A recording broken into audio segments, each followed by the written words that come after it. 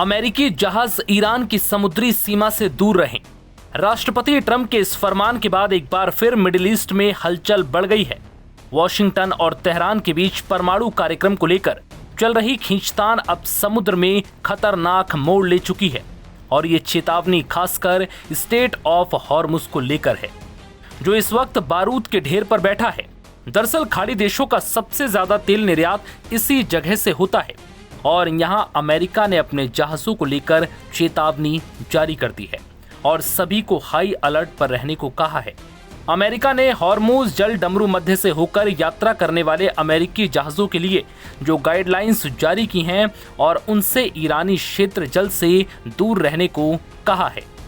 इस गाइडलाइन में सलाह दी गई है, अगर ईरानी सेना अमेरिकी झंडे वाले कमर्शियल जहाज पर चढ़ने की अनुमति मांगे तो उसे मौखिक रूप से मना कर दे। हालांकि सुरक्षा को ध्यान में रखते हुए ये भी कहा गया कि अगर ईरानी सेना जबरन जहाज पर चढ़ने की कोशिश करे तो चालक दल बलपूर्वक विरोध ना करे। हालांकि इसका मतलब ये नहीं कि ईरानी सेना को जहाज पर बोर्डिंग की मंजूरी दे दी गई। अमेरिका ने यह निर्देश ऐसे वक्त पर दिया जब ईरान पूर्व में कई तेल टैंकरों को जब्त कर चुका है।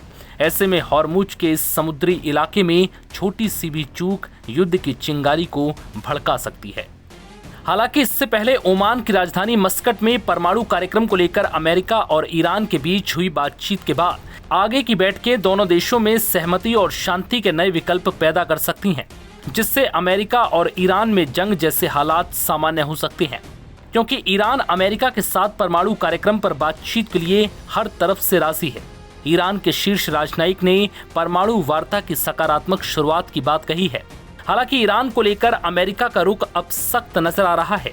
उन्होंने ईरान से व्यापार करने वाले देशों पर 25% आयात शुल्क लगाने का कार्यकारी आदेश जारी कर इस विवाद को और बढ़ाने का काम किया। साथ ही कई देशों पर इसी बहाने दबाव की रणनीति अपनाई है। वहीं एक तरफ जहां ईरान परमाणु कार्यक्रम पर बातचीत को तैयार है, तो दूसरी तरफ मिसाइल कार्यक्रम पर किसी भी तरह की बातचीत से ईरान ने साफ इनकार कर दिया है। इससे पहले ईरान में रह रहे अमेरिकियों के लिए ट्रंप सरकार ने गाइडलाइंस जारी की थी, जिसमें कहा गया था कि जितनी जल्दी हो सके अमेरिकी नागरिक ईरान छोड़ दें, वरना अमेरिकी सरकार आपको नहीं निकाल पाएगी।